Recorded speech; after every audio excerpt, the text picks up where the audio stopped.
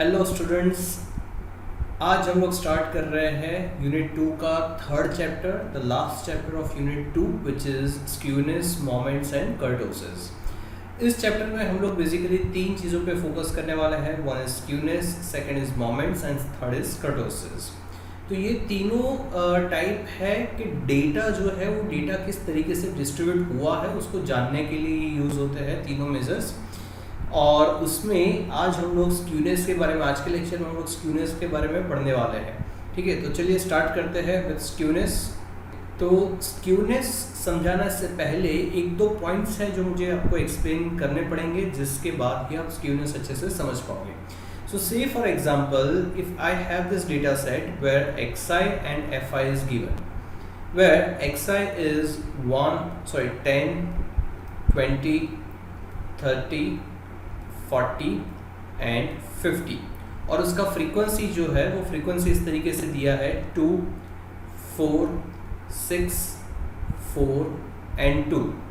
और दूसरा जो मेरे पास डेटा सेट है, दूसरा डेटा सेट का xi is same which is 10, 20, 30, 40 and 50, लेकिन उसका फ्रीक्वेंसी जो है वो कुछ इस तरीके से है 2, 6, 5, 4, 2। और तीसरा मेरे पास एक और डेटा सेट है, last data set for this example, and उसका भी xi is same which is 10, 20, 30, 40, 50, और इसका जो फ्रीक्वेंसी है वो फ्रीक्वेंसी कुछ इस तरीके से है 2, 4, 5, 6 एंड 2। ठीक है, तो ये तीन डेटा सेट है and don't worry, I am not going to ask you कि भैया इसका मीन, मीडियन, मोड कुछ फाइंड करो। नो, ये कुछ फाइंड नहीं करना है। यहाँ पे मेरा क्वेश्चन ये है कि अगर ये जो डेटा है उसको मुझे ग्राफिकली प्रेजेंट करना है तो किस तरीके से प्रेजेंट कर सकते हैं। लेट्स से कि this is your x axis जहाँ पे हम लोग xi को मेंशन करेंगे, and this is your y axis where will mention fi, frequency यहाँ पे लिखेंगे। So it is 10, 20, 30, 40 and 50. This is your xi, and to let's take 1, 2, 3, 4, 5 and 6. This is your fi. चलिए, तो आपके लिए ये मैंने तीनों ग्राफ रेडी कर लिए हैं। ठीक है, तो एक साइड पे xi है on x axis and on y axis we are going to mention fi। अब पहला जो डेटा है उसको हम लोग प्लॉट करते हैं। So for point A where xi is 10 and your frequency is 2, so my point will be this. Second के लिए 20 and 4, so 20 and 4, so my point will be this. For third it is 30 and 6, so 30 and 6, so my point will be this. Fourth data it is 40 and 4, so 40 and 4, my data will be this. And for last number 50 and 2, so my point will be this. और अगर इसको जोड़ के एक free hand curve अगर बनाया जाए, so free hand curve will be something like this. Second data set के लिए भी सेम चीज़ करते हैं। For first xi 10, the frequency is 2. For second it is 6, so 20 के लिए 6, 30 के लिए 5, so I'll mark it here, 40 के लिए 4, so I'll mark it here, and 50 के लिए 2, so I'll mark it here। और इसको भी एक फ्री हैंड कर्व से अपने ज्वाइन करते हैं तो कुछ इस तरीके से डेटा सेट बनेगा। एंड थर्ड के लिए for 10 it is 2, for 20 it is 4, for 30 it is 5, for 40 it is 6, and for 50 it is 2। तो इसका फ्री हैंड कर्व कुछ इस तरीके से बनेगा, दो it is not perfect, but जो मैं समझाना चाहता हूँ इससे आराम से समझ में आ जाएगा। अब देखो, ये जो तीन डायग्राम्स हमें मिले हैं, इन तीनों डायग्राम में कुछ चीज़ें हैं जो अलग है। अगर आप पहला डायग्राम देखो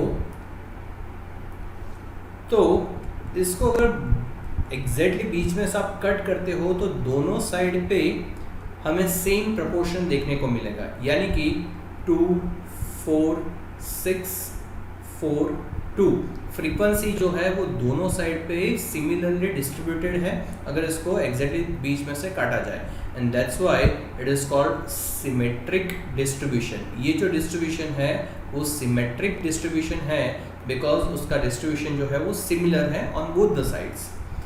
सेकेंड ग्राफ देखो तो इसको भी अगर बीच में से काटना है तो डेफिनेटली 30 से ही काटा जाएगा।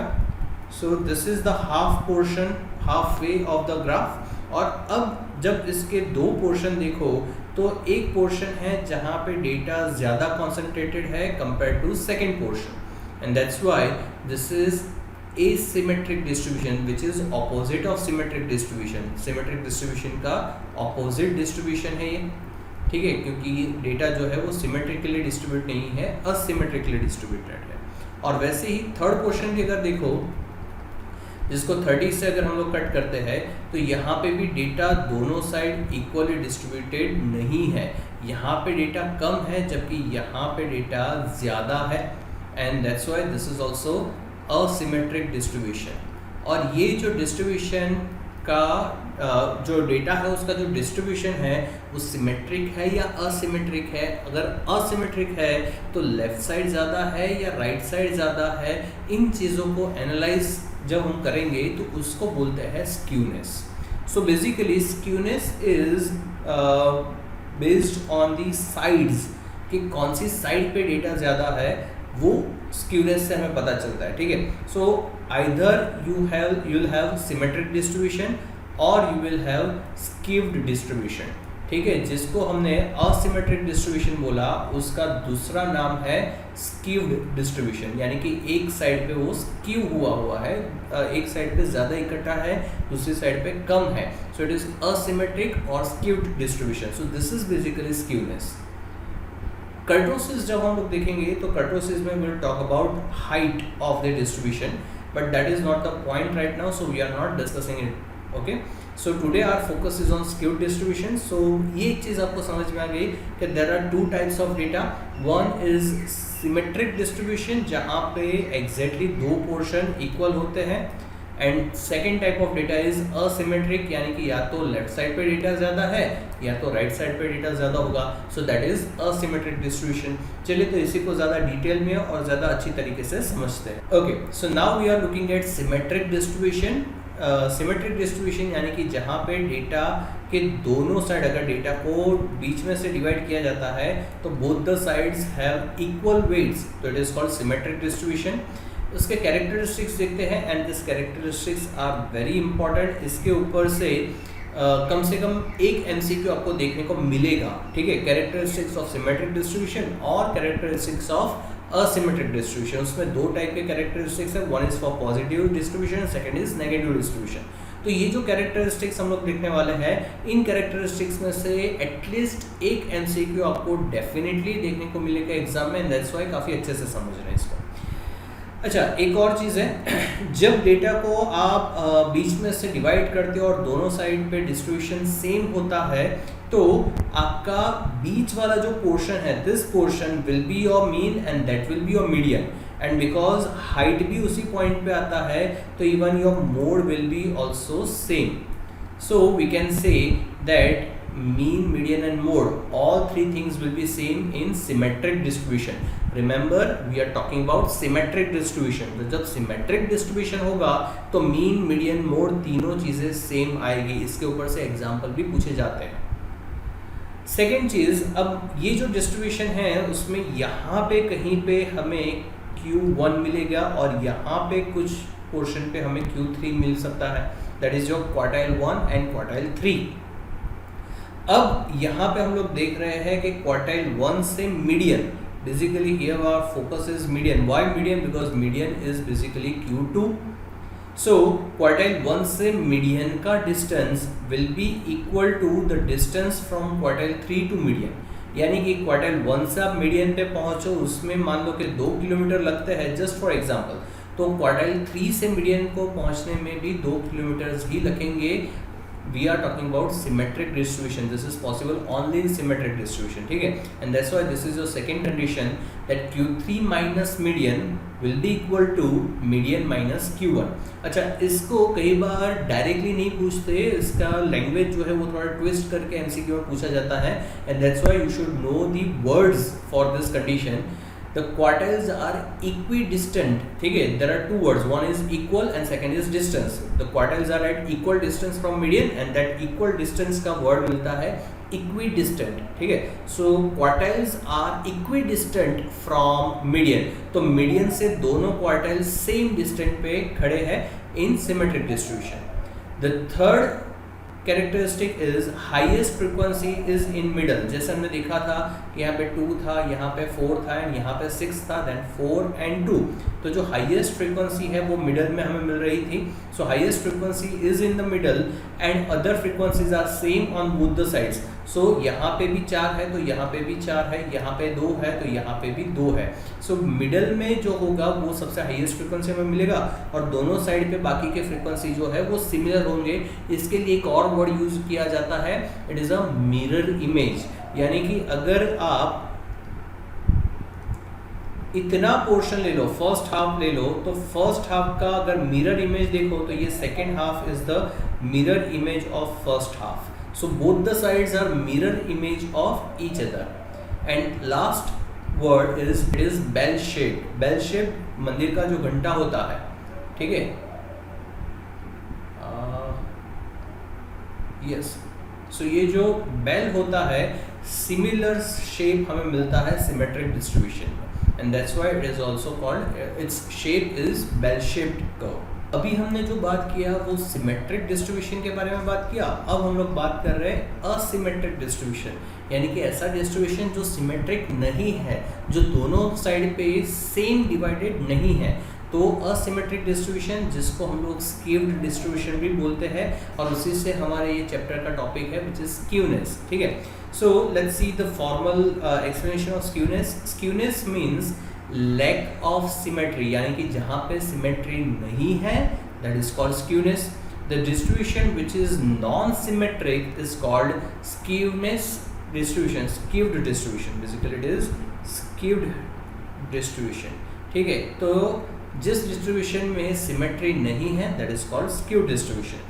अब उसके भी कैरेक्टरिस्टिक्स देख लेते हैं. तो यहाँ पे mean equals to median equals to mode नहीं होगा जो ऊपर हो रहा था. Basically all the characteristics are opposite of what we seen in symmetric distribution. तो यहाँ पे तीनों चीज़ें इक्वल थी, यहाँ पे तीनों चीज़ें इक्वल नहीं होगी. डोंट वरी, इसको हम लोग ज़्यादा डिटेल में नेक्स्ट स्लाइड में समझने वाला है.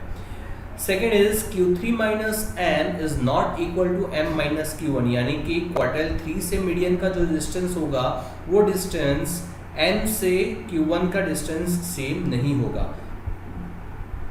और हमारा जो डिस्ट्रीब्यूशन होगा वो या तो राइट साइड ज़्यादा पुल हुआ होगा लाइक दिस, या तो फिर लेफ्ट साइड पे ज़्यादा पुल हुआ होगा like this. And that's why these distributions are called asymmetric distribution or skewed distribution. और इस चैप्टर में हमारा ज़्यादा फोकस यही skewed distribution पे रहेगा. जो asymmetric distribution के बारे में हमने कैरेक्टरिस्टिक्स देखे वो थ्योरी पॉइंट ऑफ व्यू से इम्पॉर्टेंट है, उसके रिलेटेड MCQs आ सकते हैं या तो 1 या 2 मार्क का क्वेश्चन आ सकता है. लेकिन एग्जाम्पल्स के पॉइंट ऑफ व्यू से हमारे स्क्यूनेस के एग्जाम्पल्स ही आएंगे. और basically in all the examples what will be your task, that is a calculative process जो कुछ स्टैटिस्टिशियंस ने फाइंड किया है कि जिससे आप डिसाइड कर सकते हो कि हमारे पास जो डेटा है वो डेटा सिमेट्रिक है या असिमेट्रिक है. अगर असिमेट्रिक है तो वो राइट स्क्यूड है या लेफ्ट साइड स्क्यूड है. अगर राइट साइड स्क्यूड है तो वो कितना इंटेंस है, कितना ज़्यादा राइट साइड स्क्यूड है या कितना ज़्यादा लेफ्ट साइड स्क्यूड है, वो सारी चीज़ों का कैलकुलेशन होता है स्क्यूनेस से. और वही कैलकुलेशन यानी कि नंबर गेम जो है, फॉर्मूला यूज़ करके जो कैलकुलेशन करना है, वही चीज़ आप इस चैप्टर में देखने वाले हैं. बट उसके पहले हम लोग बेसिक समझ रहे हैं आज के लेक्चर में. Now we are looking at types of skewness. So there are 2 types of skewness जैसे हमने पहले देखा. One is positive and second is negative skewness. ठीक है, जब पॉजिटिव स्क्यूनेस है तो how will you identify this positive skewness. तो जब जो हाइट ऑफ डिस्ट्रीब्यूशन है वो लेफ्ट हैंड साइड पे है, अगर इसको दो पार्ट में डिवाइड किया जाए तो height is on left hand side, लेकिन उसका जो टेल है, our focus is on tail, tail यानी कि उसका जो पूंछ है जहाँ पे डिस्ट्रीब्यूशन एंड होता है वो पूंछ राइट साइड है and right side is positive side. So जब पूंछ राइट साइड है तो it is called positive skewness. This is how you will remember. So you remember the type of skewness based on the tail. ठीक है, कहाँ पे tell लंबा है उससे डिसाइड होगा. So if tail is on right side, it is positively skewed. If tail is on left side, अगर left side पे tail लंबा जा रहा है, then it is negatively skewed distribution. ठीक है. कैरेक्टरिस्टिक्स देखते हैं. जो पहले हमने कैरेक्टरिस्टिक्स देखे सिमेट्रिक डिस्ट्रीब्यूशन के एंड एसिमेट्रिक डिस्ट्रीब्यूशन के, वही कैरेक्टरिस्टिक्स यहाँ पे रिपीट हो रहे हैं, लेकिन उसमें जो पॉजिटिव नेगेटिव के हिसाब से चेंजेस हो रहे हैं, छोटे बड़े चेंजेस होंगे. That's it. So in positively skewed distribution अगर इसको आप दो पार्ट में डिवाइड करो तो जो मीडियन का आपको नंबर मिलेगा उससे मीन का नंबर ज़्यादा होगा. So basically mean will be greater than median and mode will be, यानी कि यहाँ पे उसका हाइट है. So if this is its mode तो mode will be lesser than median, यानी कि अगर मैं यहाँ पे लिखूँ तो मोड इस साइड पे आएगा. सो mode will B lowest number in positively skewed distribution, median will be middle number and mean will be the highest number in positively skewed distribution. And Q3 minus m यानी कि median से quartile 3 का जो distance होगा, यानी कि median से quartile 3 का जो डिस्टेंस होगा, that distance will be greater compare to Q1 to median, यानी कि इन दोनों के बीच में साइन आएगा greater than, not equal to, just greater than. ठीक है. and the distribution is pulled towards right side. Right side पे पुल हुआ है, यानी कि राइट साइड पे उसका पूंछ थोड़ा लंबा जा रहा है and that's why it is pulled toward right side. अब नेगेटिव डिस्ट्रीब्यूशन देखते हैं. तो नेगेटिव डिस्ट्रीब्यूशन के कैरेक्टरिस्टिक्स जो है वो totally opposite of positive characteristics. So अगर यहाँ पे मीन सबसे बड़ा था तो यहाँ पे मीन सबसे छोटा होगा. So that's why mean is less than median and median will be less than mode. तो यहाँ पे कहीं पे हमें मोड देखने को मिलेगा. जैसे यहाँ पे Q3 minus m was greater than m minus Q1, यहाँ पे Q3 minus 1 m will be less than m minus Q1 and the distribution is pulled toward left side, यानी कि लेफ्ट साइड पे डिस्ट्रीब्यूशन ज़्यादा पुल किया होगा. सो this is the types of skewness. One is positive and second is negative. इसके ऊपर जैसे मैंने पहले बताया कि इन कैरेक्टरिस्टिक्स के ऊपर से MCQ आने के 100% चांस है, तो इन कैरेक्टरिस्टिक्स को काफ़ी अच्छे से रीड कर लेना. अब हम लोग देख रहे हैं स्क्यूनेस के जो कैलकुलेटिव मेथड्स हैं उसके बारे में बात कर रहे हैं. स्क्यूनेस कैलकुलेट करने के लिए basically there are two methods. One is Karl Pearson's method and second is Bowley's method. और हमारे इस चैप्टर में हमें दोनों मेथड्स देखनी है, but as of now for today's lecture we are just going to focus on Karl Pearson's method. आज का ये मेथड देखने के बाद नेक्स्ट लेक्चर में हम लोग कुछ एग्जांपल्स कैलकुलेट करेंगे काल-पियर्सन के ऊपर से. पूरा काल-पियर्सन आपके दिमाग में एक बार 100% क्लियर हो जाए उसके बाद ही हम लोग बाउलीज के मेथड पे जाएंगे.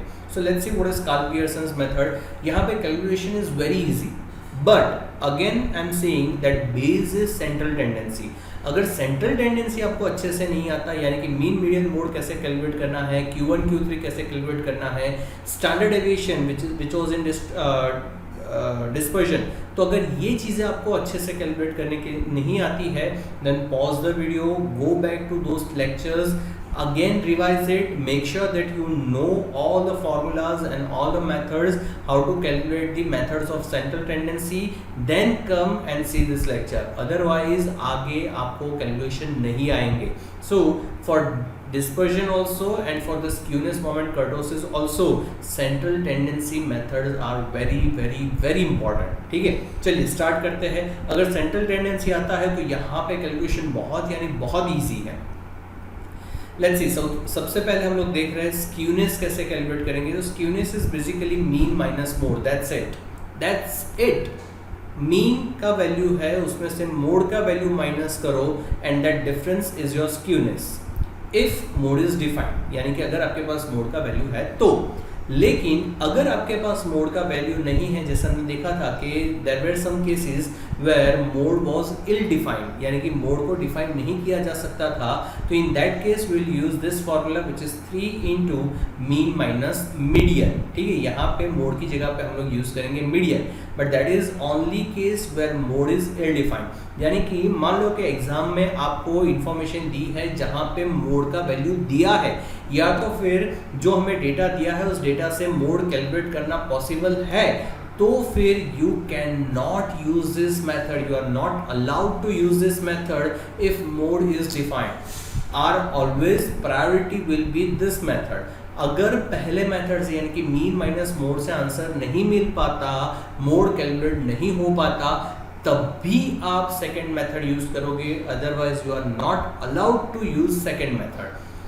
और इस दोनों का आंसर जनरली अलग आता है, सेम आंसर नहीं आता है, और इसकी वजह से आपका एक्चुअल आंसर जो होगा और आपका जो आंसर आएगा वो अलग हो सकता है if you are using two different methods. अब हम लोग देख रहे हैं कोएफिशिएंट ऑफ स्क्यूनेस। तो कोएफिशिएंट में क्या है कि हमारा जो ओरिजिनल मेथड था स्क्यूनेस का, उसको हम लोग डिवाइड बाय स्टैंडर्ड डेविएशन करते हैं and you will get the coefficient. So mean minus mode जो हमारा पहला मेथड है जहाँ पे मोड वाज डिफाइंड, तो उसको डिवाइड बाय स्टैंडर्ड डेविएशन कर दिया तो यू विल गेट कोएफिशिएंट। और इसीलिए please note that here you are using standard deviation, and so it is very important that you should know how to calculate standard deviation. This method is applicable when mode is defined.